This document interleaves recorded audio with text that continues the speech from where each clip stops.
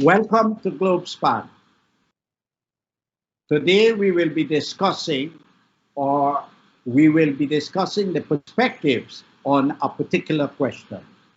How can Guyanese heal and move Guyana forward? We have three guests who will be sharing their views with us and exchanging views among themselves. We have Professor Floyd Haynes, who is a businessman and teaches at the university and is the president of the Institute. We also have Mr. Timothy Jonas, Senior Counsel, who is the chair of the New and United Guyana. And we have Professor Dr. David Hinds, who is a member of the Working People's Alliance and a professor in African and Caribbean Studies in Arizona. And I am Paul Nehru, Tennessee, and I'm here in Washington, D.C. Gentlemen, welcome to the program. I would like to start with David. David, how will you address or share your perspective on how Guyanese can heal and move the country forward? Well, it's quite a question. I think the first thing that we have to do is we have to recognize the barriers.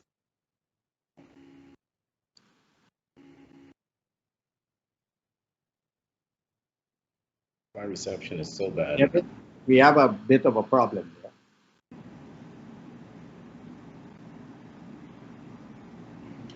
David? Yes, just give us 1 second. We're reconnecting to Dr. Hinds. Wonderful. Might be on their end, you know. Paul, can you hear me? I'm hearing you very well, and I heard... Just my video's frozen somehow, right? But that's okay. No, you're alive and kicking right now. Okay. Are you hearing me, Paul? Excellent. Currently, yes. At this moment, yes.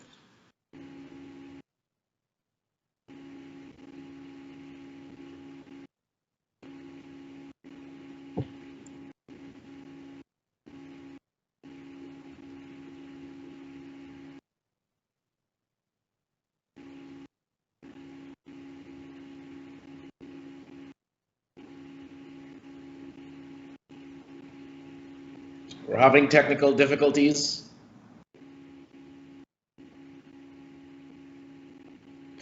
Dr. Hinds, can you hear us? Yes, I can. Okay. Go ahead, Mr. Tennessee. Yes, Dr. Hinds, you were saying in response to the question that there were some barriers that we have to... Yes. Yeah, I think if we're going to heal the country, we have to go to the barriers that are preventing the country from healing. And I think over decades, we've been addressing this problem, and we seem to come to the conclusion that the problem lies in the party politics and in some of the political institutions, and these have become barriers to healing. But I would start off today by saying that at the base, or the source of the conflict is the question of competition for power. And I think that so long as we have a high intensity competition for political power, the chances of healing are very low. If we can somehow or the other get the competition for power to become low intensity, then the chances would be better for national healing. Jonas, what exactly people mean when they say Guyana needs healing? What are we healing? And what is your perspective to this question? Well, Paul, the topic is your topic. So no, you created the topic of the Guyana heal, and then you're asking me what is meant by healing. All I'm doing is... That's an interesting question.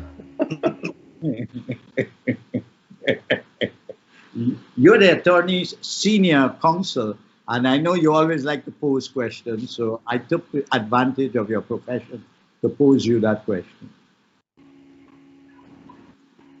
our divide is a divide that is created by two ethnic-based parties. It's as simple as that. It's as simple as that. So you have to face the fact that the racism that exists in the uneducated is exploited by the political leaders. And you have to face the fact that the question of ethics and morals is foreign to our political leadership, and the suspicions that one side hold against the other will always exist. But what happens is when those suspicions are vindicated, the rift becomes wider. And the electoral fraud that we've just seen, unfortunately, has vindicated a lot of the fears, a lot of the suspicions. And to heal, that is what has to be broached. There's no soft way around it. Now, So, that being said, yeah. the fact is that a truce, a healing, a start can't be initiated by the loser. It's a winner who has to show magnanimity and has to show some kind of willingness to compromise and willingness to make an offer to bring the other side in. It's the winner that has to do that. And history in Guyana has shown us that the winner, whichever the winner is, whichever side it is, the winner enjoys winning too much. And in this case, the winner's supporters are so vindicated and so self-righteous as a result of what has happened that it is easy for the winner to say, not talking to those people, how can you expect us to talk to those people? And that's what you hear over and over and over. So it's an enormous problem. I think there are solutions, but it's a big problem. The problem is the exploitation of the racism by people who should know better. So, Floyd, how do you view this question? Yeah, an approach to answering this question. I see it slightly differently. I think the healing has begun, and I'm not making light of the racism and the problems that exist. It exists on all sides, and there are pockets of racism and racists on all sides. But we've just had the election of Dr. Ali. He is 40 years old. He was 20 years at the turn of the century. So he isn't saddled with a lot of that baggage. He intends to be the president for all of Guyana. Whether or not he will do that is left to be seen. But he intends to do that. He says it, and we have to give him that shot. I disagree slightly with Tim in the sense that I think the first thing the opposition could do is accept and recognize Dr. Ali as the legitimate president of Guyana. That's the very first thing. You know, this is Inauguration Day in the US, and it's quite ironic that a lot of my friends who were highly critical of Donald Trump, when he said, I didn't lose, there was fraud, I've been cheated, they were overly critical. And these are the same people who were, on the other hand, supporting David Granger for the same kind of behavior. And you cannot have it both ways. If it was wrong when Trump did it, it was wrong when Granger was doing it. And so I said the first thing that has to be done is recognize Dr. Ali as the rightful, legitimate leader of the country, and then try to work with him for the development and the transformation of the country. To that end, I'm going to go radical here. I believe the current leadership of the opposition should stand down, and they should be replaced by individuals who have the legitimacy and who are willing to work in the interest of the constituency that they represent, as well as the interest of the country. And that's a very, very tall ask. But I think that has to happen in order to move forward. This is very interesting that the focus on healing is about, one, as Timothy says, racism, two, the polarization of, you all have not used that word, but that is popular in America, Guyana, and around the world now, polarization of the political parties. And then in terms of how we approach it, Floyd is saying, on the one hand, Timothy says the winner of the elections in Guyana have got to be magnanimous, and Floyd is saying equally that the opposition leadership is lacking and there is need there for some replacement. Now, we are going to go on beyond the political later, but I'd like to have a response from each of you to each other's perspective. David, what do you think about Timothy's position and Floyd's response? Well, my position is closer to Timothy's position, in the sense that, as I argued, it is very difficult to have healing when you have a winner and a loser, and that is what we have before us: a political winner and a political loser. In those circumstances, it's very difficult to tell people to heal. Those who have won will say, we have won, and we can't deal with the other side. Those who have lost will say, we have not lost. And so in those circumstances, it's really very difficult to heal. Now, Floyd raises an important question. Should the opposition recognize Mr. Ali as the legitimate winner? Then they would be going against their own reason for being. There's a petition that has just begun, and the basis of the petition is that Dr. Ali is lost, and they would have to argue that in the petition.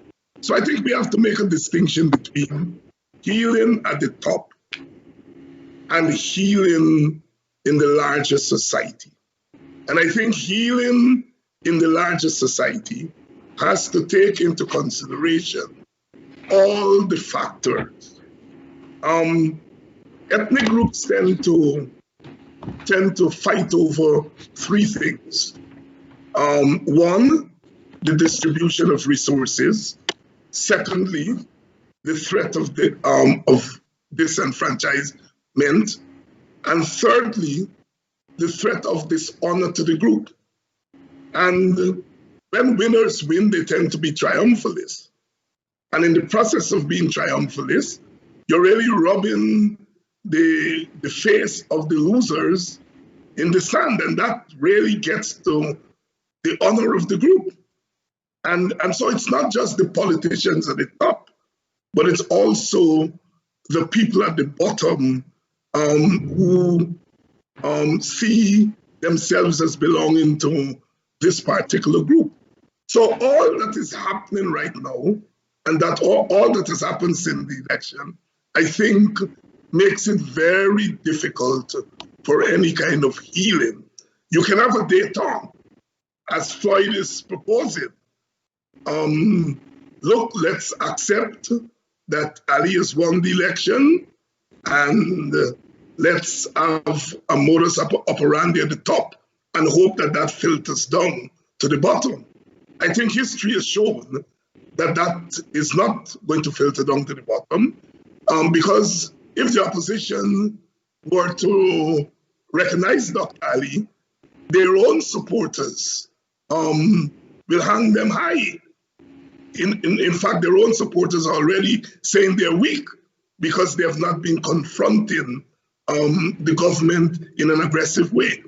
So in the circumstances, I think healing is extremely difficult. I think at the minimum, we can agree to hold the country together, whether together or separately, try to hold the institutions together, take the high road. For example, a lot of the coalition supporters are getting very personal with the Chief Justice and our rulings. And I think it is the responsibility is to talk to those people and to get them to understand that once she puts on that robe, she's representing an institution. And you can be angry, you can be disappointed with the way in which she ruled, but we cannot attack our institutions in that way. But the force of the politics is really compromising institutions, you see? So we have a situation in our hand where half of the population could well lose confidence in a very important branch of government, and therefore delegitimize that branch of government, which in the final analysis will delegitimize the state. So I think we can work on those things in terms of trying to hold institutions together and to prevent them from imploding, as is happening in the United States of America. I think there can be some healing at that level, that we agree, despite our disagreements with the court, for example, and particular rulings, that we struggle to hold that institution together and hold the state together. To me, that is more doable than this healing that we're talking about. Gentlemen, what is your response to, in a discussion with David about his perspective? It seems to me that, first of all, this problem is being identified in a straitjacket of political leadership. Now, we have had the leadership of the two major political parties for over 50 years, and we keep repeating the same thing, that they somehow have to solve the problem of the racial division and the healing, and the blame is always put on them. Now, this is a country with nearly 250,000 people. How do we just put this problem in a straitjacket? So, and if we've not had a solution to it over the last 50 years, are we going to be depending totally on the traditional parties as the only way out? If that is the case, then what happens with the rest of society? I think the challenge should be wider. I think the challenge should be much wider, because what David has just said is a no solution. It's not going to go anywhere. It's going to, if that road continues, I'm not saying he's proposing it, it's part of his analysis of how he sees it, then polarization will deepen. And institutions will, as he said, will be undermined. What do you think, Timothy and Floyd, about, is there no possibility of taking this issue of healing Guyana on the racial front beyond the political leadership? And how does one do that? I think, Paul, you know, I am not so sure I agree with my good friend David here. I think the leaders are out of step with the people. And, you know, the opposition, formerly coalition government, got 31 seats. That's a significant number. They represent a significant group of people in the country. And right now, those people are not being represented. They have no seat at the table. And I think for the most part, those people want a seat at the table. And what are we doing? We're playing politics with the lives of those people. Of course, there are some hardcore people who want to fight down and we're going to hold you hostage and you better do this or you better do that. But I don't believe that's the vast majority of people who are simply trying to eke out a living. And right now, their representatives are currently providing no representation. They do not have a seat at the table. And in the meantime, the leaders are living large. They're still driving around in their air-conditioned cars and living there in their fancy homes with their maids and whatnot. So I think there is a disconnect between the leaders and the people. And the role of leadership is to bring the people along. You have to engage the people and bring them along. And if you are truly representing the people's interests, those people will be behind you. They'll have your back. And if you're, because right now, who is holding the government accountable? Where is that level of accountability that's supposed to be provided by the opposition? How are you going to talk to someone if they don't even recognize you exist? Where does that go? Where does that lead us? How do we, I guess my question to David, you stay in your corner, government stays in its corner, where does this go? In the meanwhile, people are dying. People have to live. The country is moving forward. There are barbarians at the gates of this country who are exploiting that divide. And 5 years from now, 10 years from now, what are you going to tell your constituents? We were fighting for you? I don't think they're going to believe that. Timothy, you're a politician and a political leader. What's your reaction to both David and Floyd? This is one of the occasions that I'm afraid I have to disagree with Floyd. Floyd talks about a disconnect between the leadership and the people. There's no disconnect. The leadership understands perfectly what they're doing. When you talk about weakness in your leadership, they're right. We've had 5 years of visionless leadership. There isn't a single economic policy that the past regime can point to say that they've taken this country forward or provided employment. We've seen increase in bureaucracy, increase in taxation, poor decisions, a long time to make those poor decisions. And at the end of all of that, the supporters continued to support and voted loyally along ethnic party lines. The same thing is true of the other side. We saw increased corruption. We saw blatant corruption. We saw a group of people, and I'm talking before 2015, who felt that they were in to stay and they were entitled. They were creating a monarchical dynasty. And in 2015, the same supporters, the same party loyalists voted solidly along ethnic party lines. Now, David talked about the fact that APNU supporters are disillusioned with what they saw as weakness in their leadership. That is putting a gloss on something.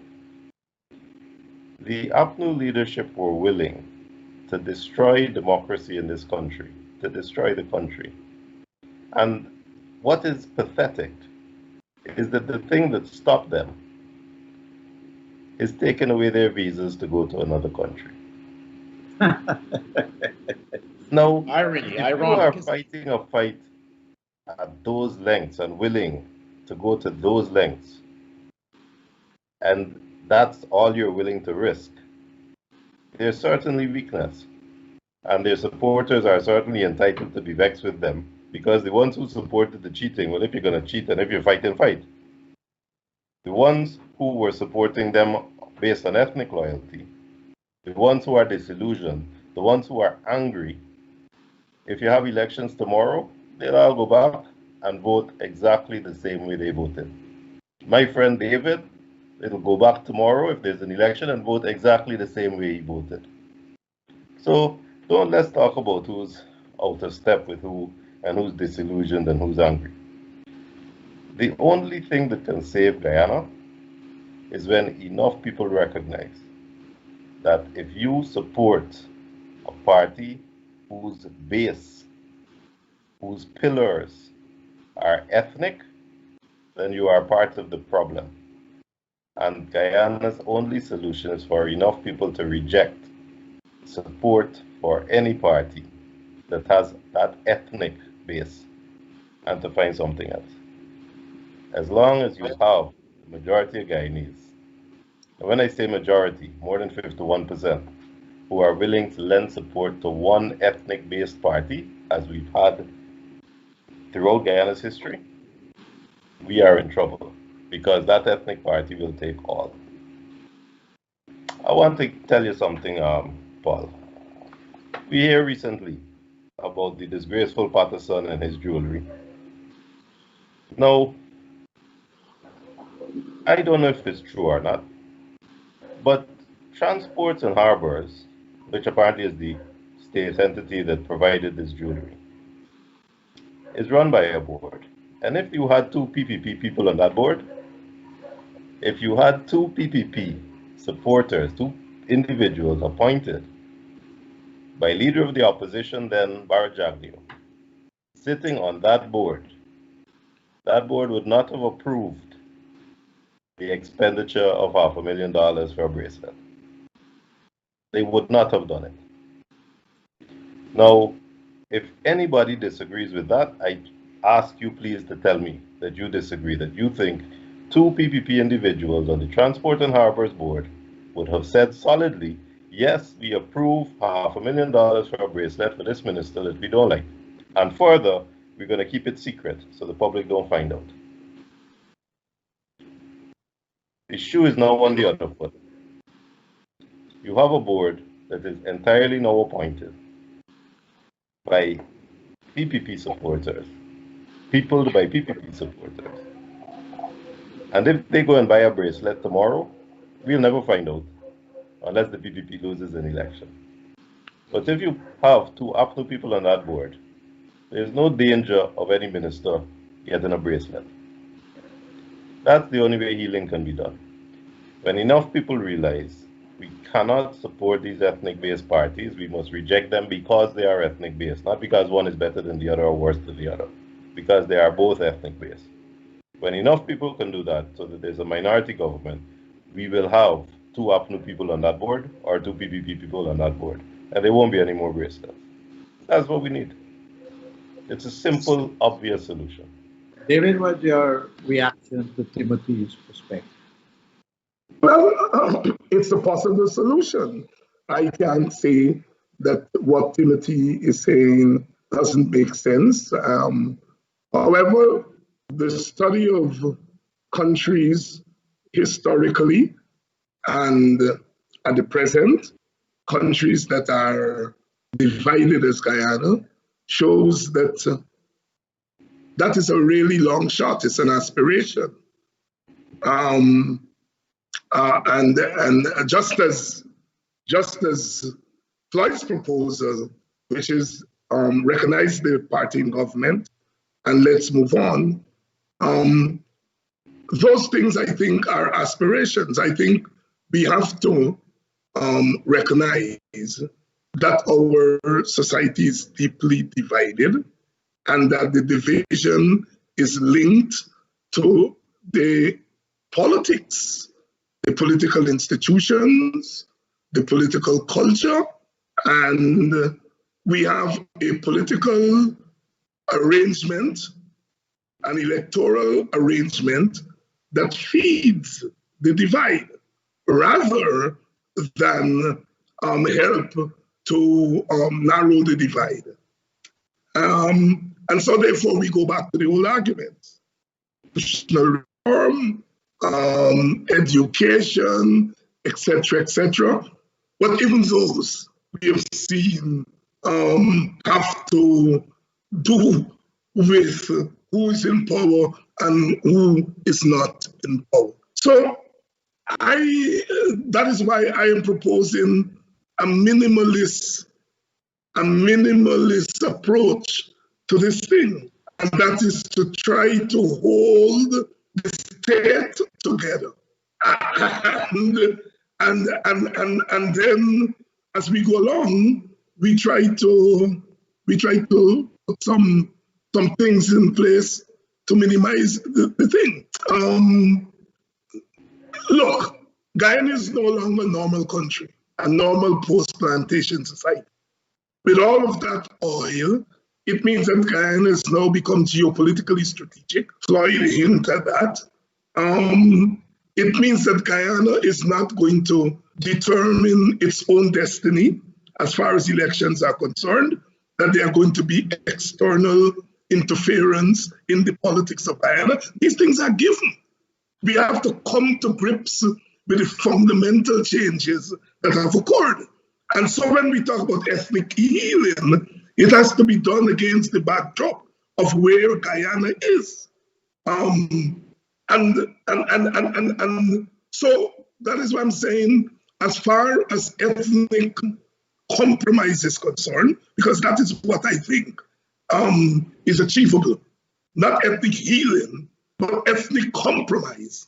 And I go back to the two positions by Timothy and Floyd. Timothy argued that the winner has to be magnanimous. Floyd argued that it's the loser who should take the initiative. David, it's not even the initiative. It's I wouldn't call it that. I think it's just to recognize that it's what we were asking Trump to do. It's no different. Yeah, I hear you. I look, in ethnic societies like ours, the society has to go to the brink, and when it goes to the brink, the leaders then find a way to pull back. A classic example was the 1997 election.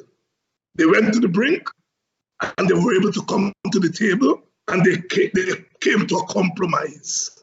The PPP will give up 2 years of their office. They're going to have reform. The PNC would come off the street, and they arrive at that compromise. And when that compromise outlived itself, you're back to square one. If the external forces were not as involved in 2020, I am confident that they would have come to a compromise. The fact of the matter, even compromise now is difficult because of the array of forces that are at play in the present situation. Paul, let me make a point. Let me explain a little what I mean when I said the leaders are out of step. I think I'd like to deconstruct this illusionary relationship between political power and economic development and those types of things. There is no data that says when my people are in power, I benefit. I mean, maybe the leaders benefit, but I don't think there is any data that shows when your group is in power, the vast majority of the people's lives have been transformed. And so we are arguing for those things that when we have them, they don't in fact do the job. And we have tried I'm usually suspect of anything that is overly simple as, and I'm not saying Tim's solution is this, but this idea, we put 2 Indians and 2 blacks here. We tried this with the ethnic relation. We tried it with those things. The problem is a little bit more complex than that. And unless we fix that problem where we hold leadership accountable, regardless of who it is. I was saying to my friend, a friend of mine said the other day, Floyd, what we need is shared governance. And this is an opposition supporter. And I said to him, what are you going to do with 50% of the power that you couldn't do with 100% of it? In other words, you had 100% of it for 5 years. What are you going to do? So it's not just simple as let's just cut the bread in half and that type of thing. I think these things require deeper solutions. But at the heart of any solution is accountability, transparency, and those types of things. And in order to do that, you have to be involved. And that's all I'm saying. And my only point about the disconnect is that the leaders fight for themselves and they get into power and they forget the people. If you had a compromise today, do we really think those leaders are going to reach back and pull those people who are willing to give limb and life for them? I don't think so. It hasn't, at least the data doesn't suggest that. And that is my concern. Yeah, my compromise, Floyd, is really to the question of healing and holding the country together. And I think that is at risk right now. the country as a cohesive space, I think it is at grave risk. I mentioned the risk of half of the population losing faith in the legal system. That's a very risky thing, right? It's not good. The disconnect between the leadership and the leadership of the opposition and its supporters is real. I hear Timothy, that they will go back and forth, but in the interim, there is a disconnect. That could lead to all kinds of people deciding that they have the solution, going out on a limb, on an extreme kind of thing, which then compromises the very state. And it is why I am arguing here tonight that rather than go for the healing, which is so deep-rooted that it will take time, that we talk about a compromise between the two parties, the two leadership, and the two peoples, in terms of ensuring that that Guyana survives. But I think at the heart of that compromise has to be a toning down of the competition. A toning down of the competition. How we are going to get there, I guess we'll have to talk it through. But that would be my proposal as of now. Well, we are going to go for a break. And when we come back, I'd like to discuss how we can take the issue of healing beyond the straitjacket of traditional political parties and their leadership into a wider responsibility of civil and cultural societies. So let's take a break, and when we come back, we'll take the discussion to another level. All From One Supplier is pleased to announce its online shipping for West Indian and American groceries. Order online at allfromonesupplier.com and with free shipping and deliveries to any part of the United States. Save time and energy to shop for all of your West Indian groceries from the safety of your home or office. We carry West Indian products like curry powders, meats and fish, dashing bush, pepper sauce, sodas, and your favorite snacks. All From One Supplier has it all. All From One Supplier fulfills and ships your order directly to you. So visit All From One Supplier today to start shopping, or call All From One Supplier at 718-551-3292 to handle all of your West Indian grocery needs. That's All From One Supplier, 718-551-3292. Free shipping, free deliveries, or curbside pickup from allfromonesupplier.com. Globespan 24x7 is serving the community for over 2 years.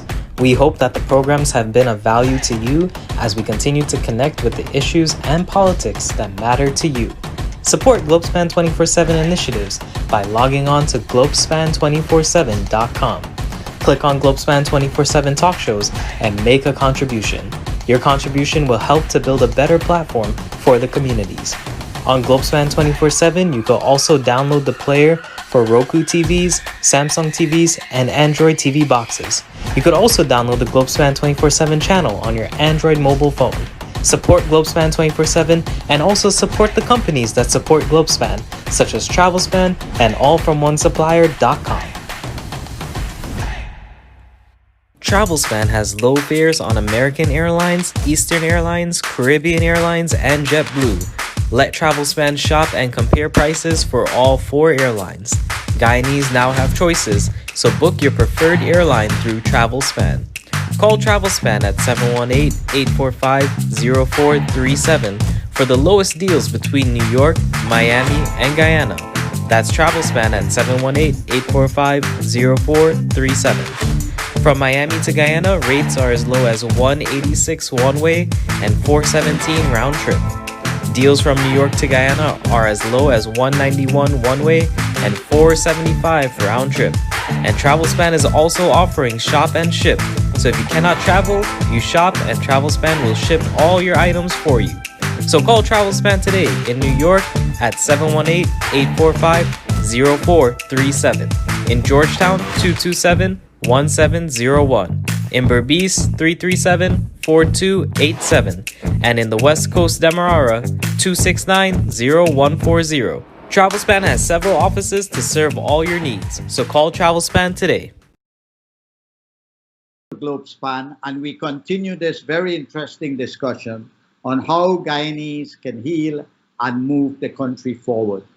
In the first half of the program, there was a discussion and an exchange about situating this problematic or challenge of healing and moving the country forward into the arena of two traditional political parties and their leadership. And it did not seem to me that there was any way out in the short or medium term to this issue. And therefore, I'd like to ask the guests now whether we could look beyond the two traditional parties into the wider society. For example, recently I was doing some research and finding out what are Guyanese thinking about this concept of healing. And I found out that there is a young millennial organization called Guyana Heal. And I read on their website, and one of the young men is very close to me. He wrote a piece on it. And it was very interesting that the millennials in Guyana think that this is a very important subject and they should take it on. On my part, I believe that there is a major role for interfaith organizations. That is the faith-based organization. I think from my knowledge of Guyana is that the interfaith organizations have been meeting and they talk at the top level. But if you go to a village where there's a mosque, a temple, and a church, I have not seen any activity emanating in a systematic and serious way about addressing the problem of unemployment, the problem of domestic violence, the problem of crime, and a number of real issues that is hurting the Guyanese people and is in great need of healing. So, gentlemen, how do we take this issue beyond the straitjacket of two traditional political parties? Because from what is being discussed here, if we look only at that level, there is no way out of this problem. So we have to look somewhere else, because no way can we allow that Guyana go under just because two traditional parties have not been able to respond effectively. Probably they have to respond, but they have to do it in conjunction with others in the society. And probably others in the society should get them to respond. And the dialogue should go beyond not just the government ruling party and the opposition party, but into the wider society. What is your opinion about moving it beyond? David, Timothy? Well, I think you're posing the question of the role of civil society in the process of healing. And you've raised some questions of addressing people's concern, their immediate concerns, their survival. And I think there is some of that work that is being done by community organizations and faith-based organizations and individuals. That work, I think, has never stopped in Guyana. It continues. But people respond to it not as political. They see it in the larger context of what we used to call in the old days charity work. And I guess today we don't use that term. They see it in non-political terms. So it doesn't translate into the larger ethnic healing that we are talking about. And it speaks to the point that our problem is not just a problem of the parties and the elites, but it's a way in which the parties and the elites agree on this whole notion of ethnic solidarity. That is what makes the problem compounded. Because if it were just about parties and elites, there are enough people who do not belong to those parties, and so are not part of the partisan elite, and could dispose of them. But to dispose of the parties, you have to, as Tim has said, you have to have enough people to come to an understanding that the parties are really the problem. And we have not been able to do that in almost 7 decades after independence. So I guess the civil society thing doesn't appeal to me very much, largely because of what I said, but also because the civil society leaders themselves become caught up in the partisan, ethnic kind of politics. Now, I am not trying to say that nothing can be done. We are human beings, and human beings respond to problems as positive as they can. What I'm trying to say is that there are limitations to some of the solutions that we are putting forward. You know, constitutional reform. It's very popular. You talk to any number of Guyanese, both among the people and among the leadership, and they will tell you that is extremely important. But you have to get into the political system to bring about that, right? And so therefore you come back to the politics. You come back to the politics because the politicians are going to be in charge of the the constitutional reform process, as they were when they did it the last time in 1999-2000. So I think that we have to be realistic and to recognize at this historical juncture what is possible and what is not possible. And it is for that reason that I'm arguing that any kind of far-reaching healing is not going to happen because there's no space for it. Now, I have what a lot of people consider a crazy position. I thought that in the 5 months, when the two groups and the two parties were locked in that battle, I was arguing, and I still argue, that that was the time to try to squeeze some ground, to bring about some kind of leveling of the playing field, which will then facilitate healing. Because when I look at these ethnically divided societies, they only respond to what we are talking about here at a time of crisis. Once you have normally a situation going, they tend not to respond.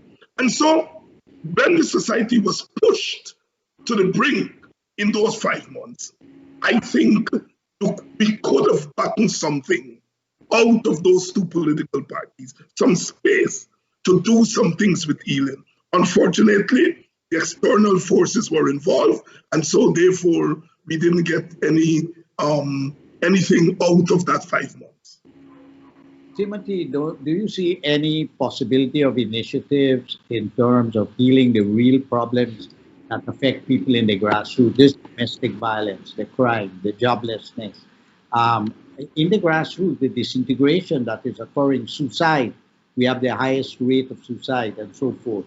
Now, what do people do? Do they fold their arms and say, oh, we look up, we have two political parties, they have to solve the problem? Do you see any window of opportunity in the communities for some kind of initiative from a leadership that is not necessarily political? What do you think, Timothy? You've been down there giving leadership in a political movement. What do you think? I think that you've thrown in social ills, but haven't connected it to the reason why we're the second poorest country to Haiti. And that goes back to our political ills. Poor political leadership for 50 years, for 60 years, has wrought such destruction in our country that we need to dig deep to pull ourselves out. We need proper leadership, and we haven't had it. Now, you mentioned the religious groups, and I am going to give you some hard truths about us. If you go in a temple in Guyana, you will not find any Apnu supporters. If you go in a masjid in Guyana, you will find very few Apnu supporters. If you go in a church in Guyana, you will find mostly Apnu supporters. It has nothing to do with their religious bent. It has to do with their ethnic bent. We keep running away from this. We keep beating around the bush. You can call it civil society, you can call it religious group, you can call it what you want to call it. It all boils back down to the same thing. Now, Floyd and David are saying that my approach might be simplified, simplistic, but it isn't. They are circling around the subject, circling around the problem, and they're seeing the problem. The problem is, how do you take power away from the two large parties? Because one or other of the two large parties has always had power. They have not, though, recognized that it was already done. The AFC did it because the AFC created a minority government, and the AFC got widespread support by enough people who saw the harm in the ethnic parties. Guyana has a major problem because 92% of the population will vote solidly along the ethnic lines. So you have to discount them. They will never change. We lined up for oil, we voted race. We saw corruption, we voted race. We saw rigged elections, we voted race. That will not change. But the beauty of Guyana, the unique solution to Guyana, is that fortunately the demographic has become a razor-thin edge. It is equally balanced, so that when the PPP lost the majority back in 2011, they lost by 5,000 votes. When they lost the election in 2015, they lost by 5,000 votes.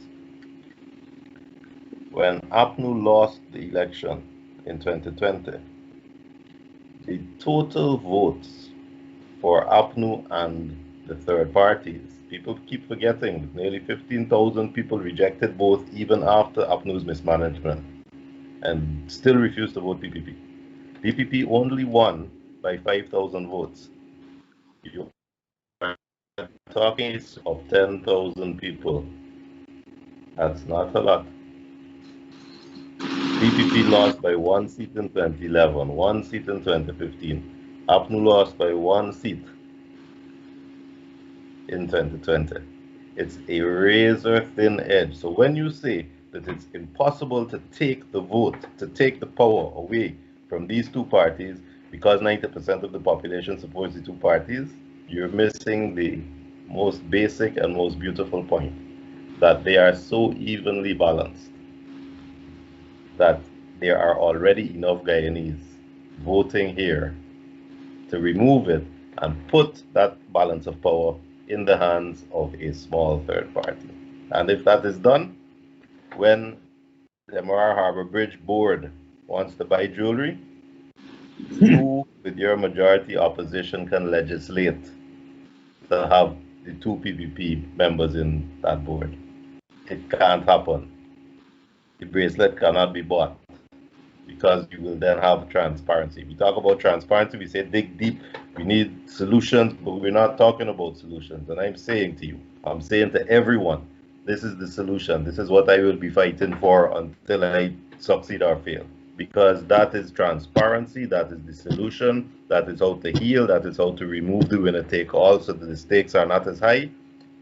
We already have enough people in Guyana who have risen above the blind ethnic loyalty, who are not willing to see rigged elections, even if their side are losing. So it's who will reject both.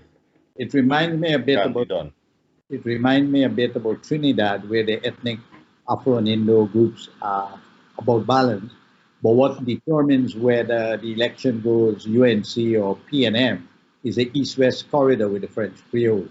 Anyhow, Floyd, how do you see us approaching this beyond politics? Finding a way of healing the country beyond. You're a businessman and you teach finance, economics. You've traveled globally. You're very knowledgeable about economics. You're in the local content. What is your view on that? How can we move it beyond the politics with the hope of addressing this issue? Well, I think you have to create opportunities. You have to broaden the pie. Listen, people turn on each other when opportunities shrink, when there aren't sufficient opportunities. That need not be the case in Guyana. We're a country of 750,000 people endowed with all kinds of natural resources.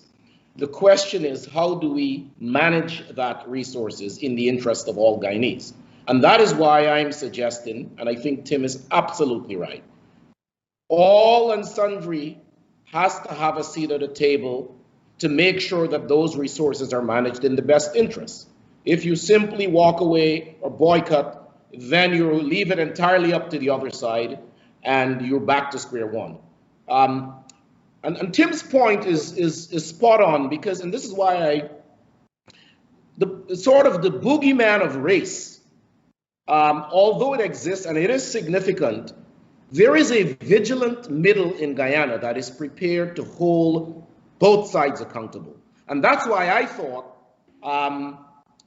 given the outcome of the elections, the opposition had a chance to regroup, become an active part of the government, put together their plans, make their case, hold the government accountable, and then next time around, go try to sell your vision to the people. There is enough people moving back and forth. Tim is exactly right. In 2011, Ramatar was a minority government. 2015, it switched to David Granger with 5,000 votes or so. 2020, it switched back with a one-seat majority. So that what that says is that this thing that we see as intractable can in fact be challenged and changed. The question is, when we change it, what do we do then? And that's why I'm saying, perhaps I'm not making this very clear, but I'm saying there is an issue of leadership. There is an issue of leadership. When you have the power, what do you do with it? AFC had it. AFC held the balance of power. AFC joined with APNU. What has been the outcome? What is the track record? And so that to me is where it lies. But in terms of beyond the politics, Paul, it's very hard to move away because if you say, well, there's an economic solution. Well, economics in Guyana is controlled by politics. So you're right back to I always say there's no free market in Guyana. Even the free market is compromised by politics. So I think you have to get systems, and nobody touched on the other thing that I think is crucial. I am strongly in favor, and I'm not a politician, the politicians can speak to this better, that no party should be allowed to run the country with a less than 51% majority. You should be forced to go and form a government, the way Canada and these other places do. The way we have it now, you can run the country with a plurality as long as nobody else has as many seats as you. And that to me is patently crazy. So I think there is a space for us to challenge the current structure. What kind of economic policies can reach out to the wider community, Afro-Indo communities, so that they can be in a better position, a better state of mind? Because a person without a job is a lost person on earth. You know, what do you do if you don't have a job? How do you have an income? And when you do have a job, how can you have a decent job with a good wage, a living wage to reproduce your family and so forth? So you have to force, Paul, let me tell you let me answer that. you have to you have to force all of the multinationals that are setting up shop in Georgetown to train, recruit, and employ Guyanese. And I think you have a better chance of making that case when everybody is working together. These people are smart. They will exploit the current divide. In fact, they are exploiting it. And I'm saying we can make that case stronger when we're all working on the same page. But you have to, you cannot just be a rent collector, collecting rents for your resource. You have to be able to make that resource create value-added industries, value-added products, jobs, those types of things. And when you start doing that, economic opportunity will occur, and you will have less of this sort of infighting. People turn on each other when their opportunities are shrinking and they don't exist.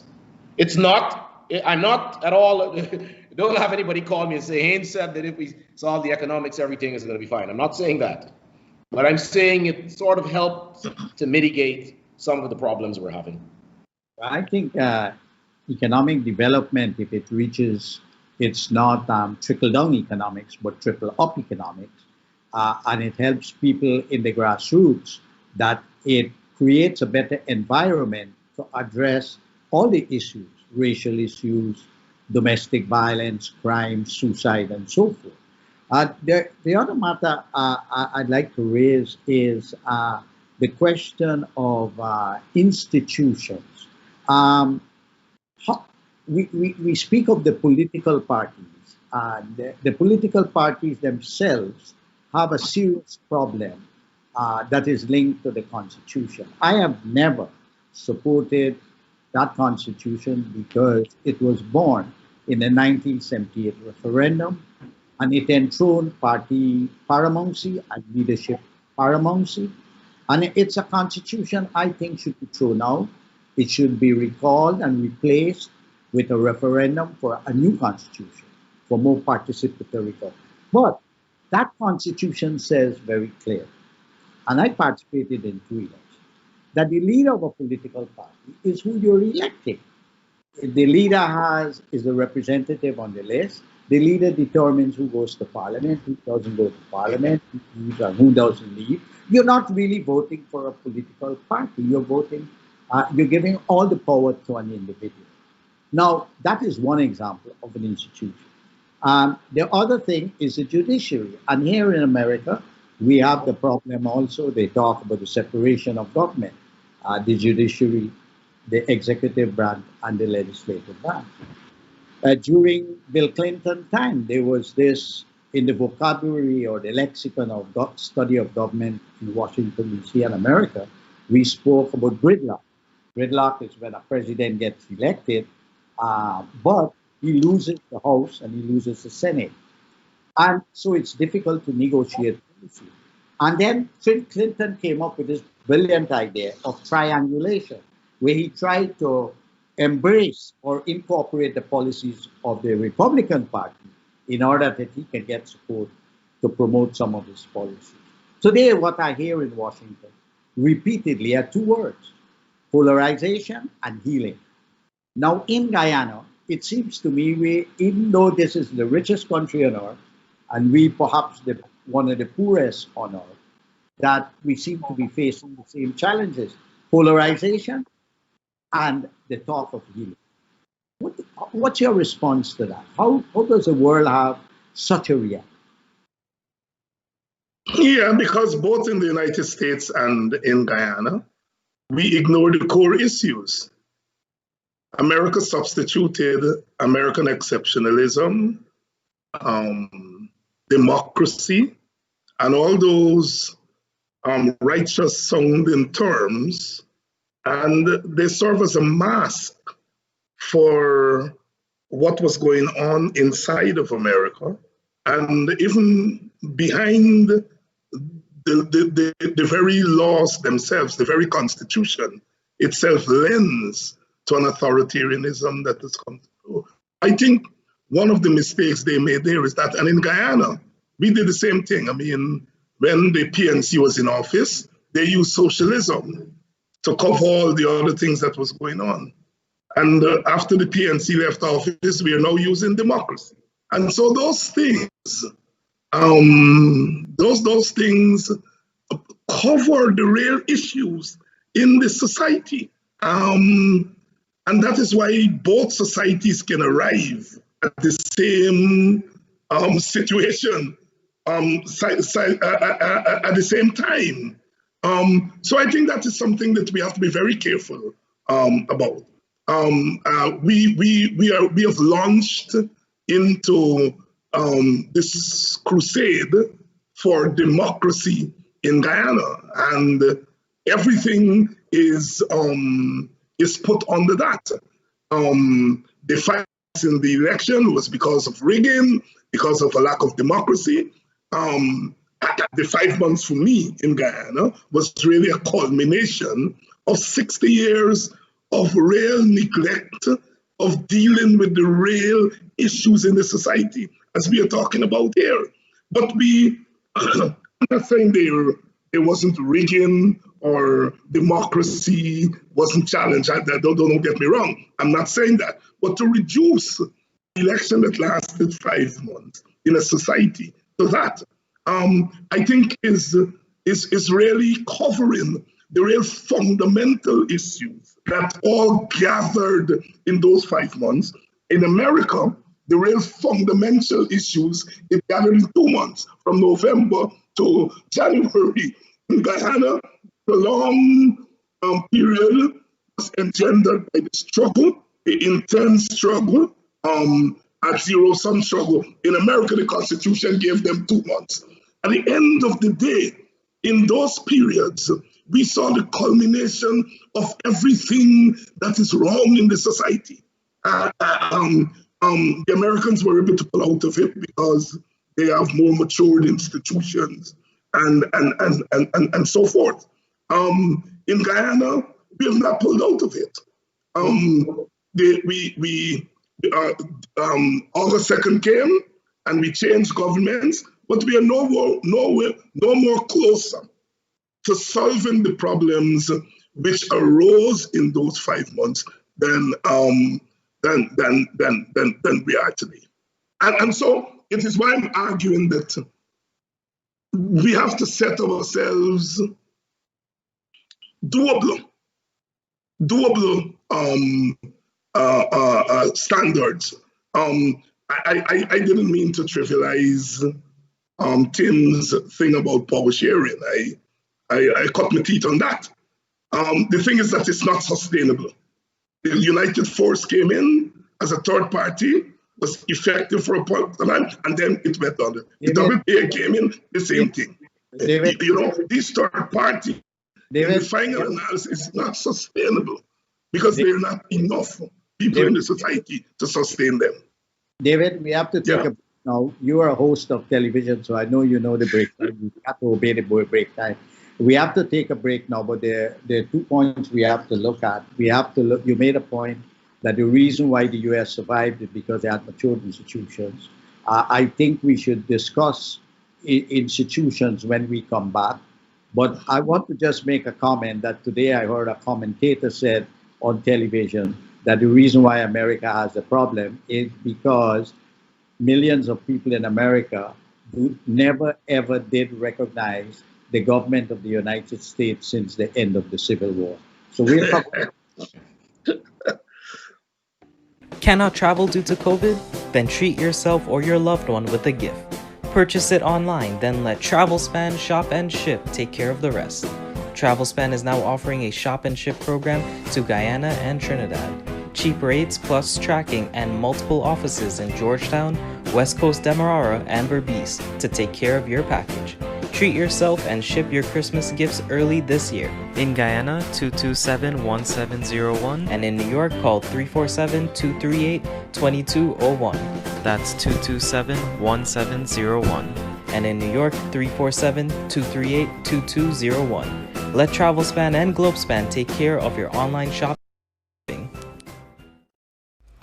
Supplier.com is promoting Gaisuku Sugar to support Guyana sugar industry.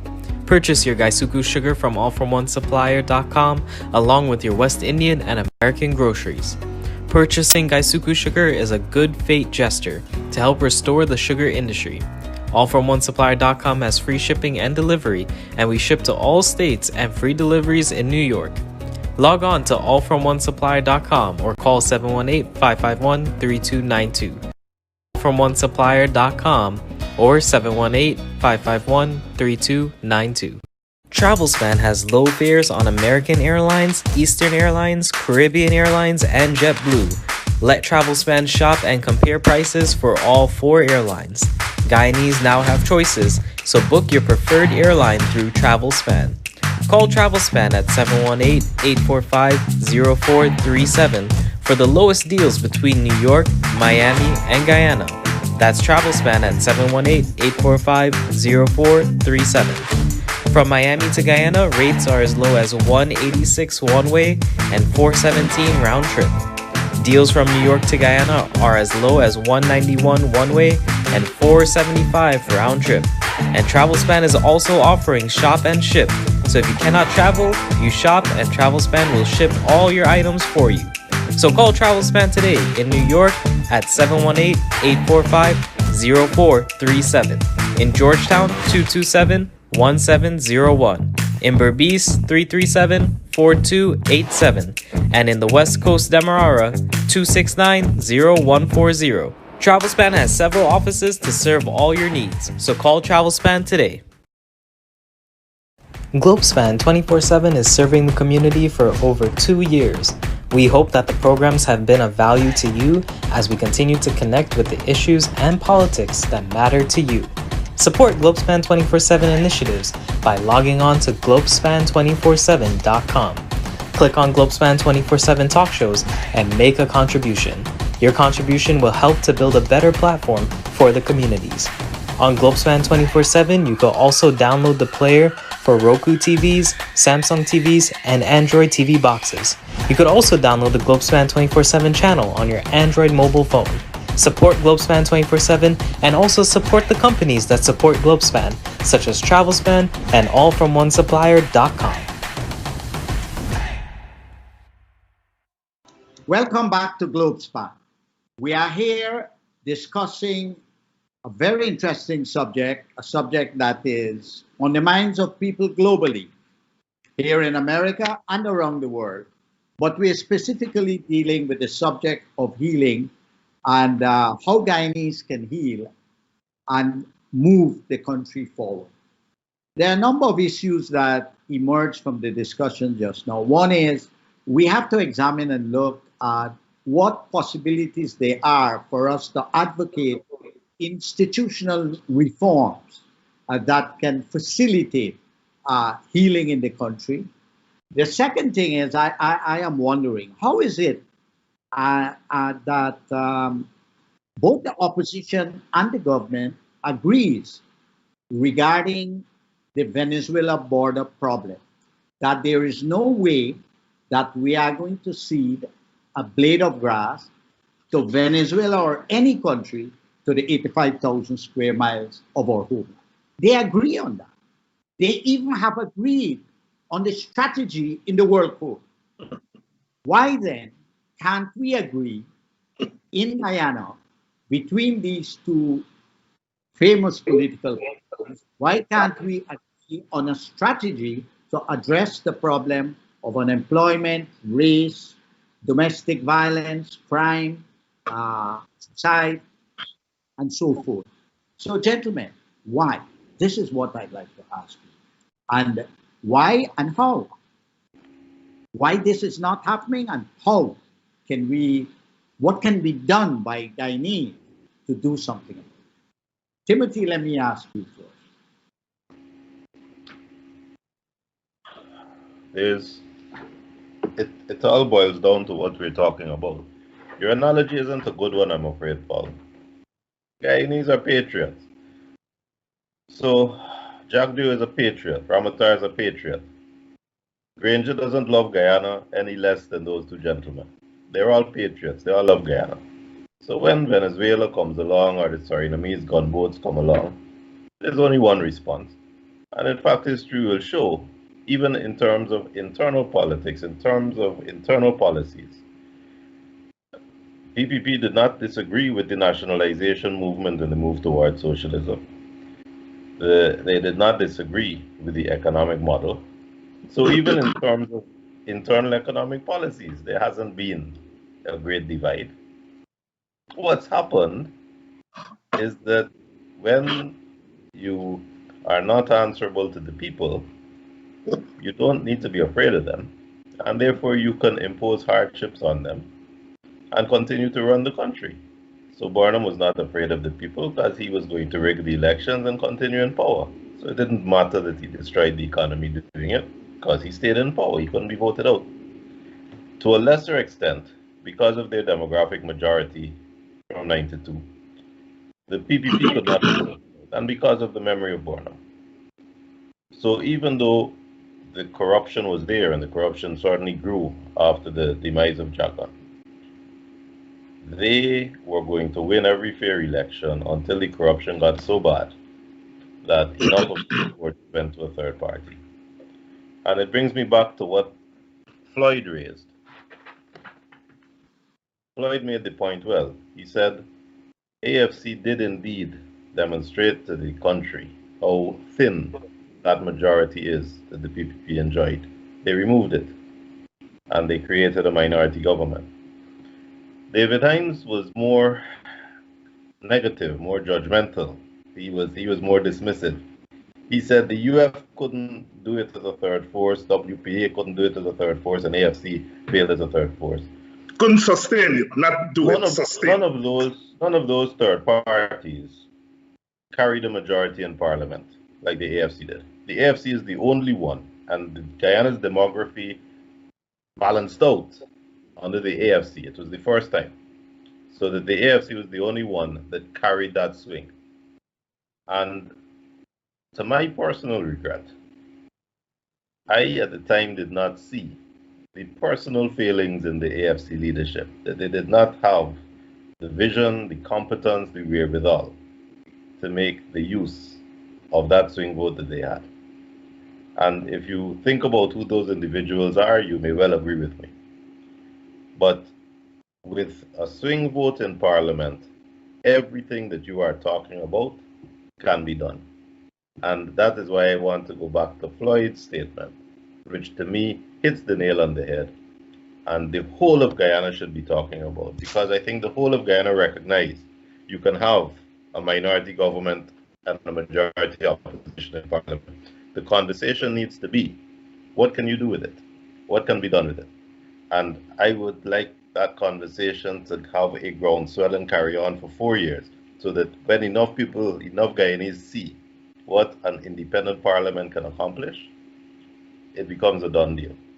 That's what I would like to see, because that will solve your transparency problems, your poverty problems, your jobs to friends and family, your stealing land from NISIL problems, your jewelry and cars in the lands and surveys scandal. It will solve all of that. But we need a discussion on how you can solve those problems with that majority in Parliament, because I am telling you as a lawyer, you can. Lloyd, what's your view? Well, I think you have to walk on parallel tracks. Tim is exactly right. I think that ought to be pursued. But while we're doing that, and while we're waiting for the big fix, that David says has been going on for 7 decades, Guyana is on the move now. And at some point, we're going to have to look at young people in the eyes and answer the question, what did you do when the foreigners were coming and raping our country and taking it out? And what I'm saying is that now is the time we can put aside our differences and work in the best interest of this country. And what that means is that we have to make sure that there is training, there are jobs, there are opportunities, all of those things. Those things haven't stopped because the coalition lost. And one of the things we failed to do is to develop sustainable institutions. We have this weird culture of personalities where things are centered around individuals. And then once the individual changes, the policy changes. What I would like to see is a development of institutions that survive parties survive leaderships, survive the maximum leaders. And that requires building teams and building competency within these institutions, that they can themselves become developed. And Guyana can move from one party to the next and continue to function. I mean, America just had a transition. It's going to go on. It's going to do its thing, you know? And what I'm saying is that now is the time. We cannot wait. We cannot wait. While we're sitting on our hands or twiddling our thumbs, the opportunities are passing right on by. Local content, that should be a collective thing. That shouldn't be a PPP or an APNU thing. Negotiations with the multinationals over oil, it's our most prized resource. That should not be a one-party thing. Bringing the gas to shore, all of these things should be done in tandem with each other. So what I'm saying, it's time. Guyana is too small for us to carve the country up in two pieces and say, well, I'll stand by while you go off there and make a fool of yourself. It is time we insist that all hands on deck. And whether we like Dr. Ali or not, he is the elected leader. And we have to work with him. David, you have 1 minute because we have to come to a close. Yeah, well, I think with these matters, there is never any solution. I think some things are put on the table and others can pick up the discussion and see where we go. I am not optimistic that the kind of healing that we need, that it would occur in the short term. What I am optimistic about is that we have decided that Guyana is where we belong and where we will stay, and that we're all patriots, and that we have to continue to look for openings to make some of these big strides that we want to make. And if we do so, then I think that we are on the right track. I don't see competition, heightened competition for power and healing coexisting. I don't see that at all. But that does not mean that there are not things that we can do to hold the country together. Well, this has been a very interesting discussion. The concept of healing is not an act, it's a process. It takes a lot of time. We cannot work on just one track. And I don't think Guyana should be surrendered to a straitjacket, political, no way out solution based on giving up and surrendering on the continuation of the problems that two traditional parties face. I grew up in about 12 different parts of Guyana, and one of them was in Alnes, and there was a local government there in Ulverston, Alnes, and Salton. And my father and grandfather came together and they formed a multi-ethnic local team that fought the elections and won it. And we had a multi-ethnic local government. Mr. Gray, Mr. Harnarayan Singh, W.V. Tennessee, and so forth. And then we had a problem with crime. And they came together and they founded something called Home Guards. And they fought the criminals, physically fought them, and finally got them out.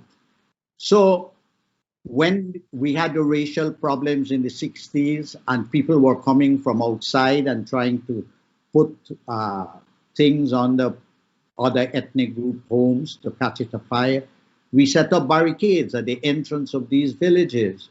And the British soldiers helped us and the police helped us to ensure that our people stay safe. So I really believe from my own experience of living in Guyana that if we empower the grassroots and if we work on it, and political parties have a role to do that too, but they have to organize parties not vertically, more horizontally.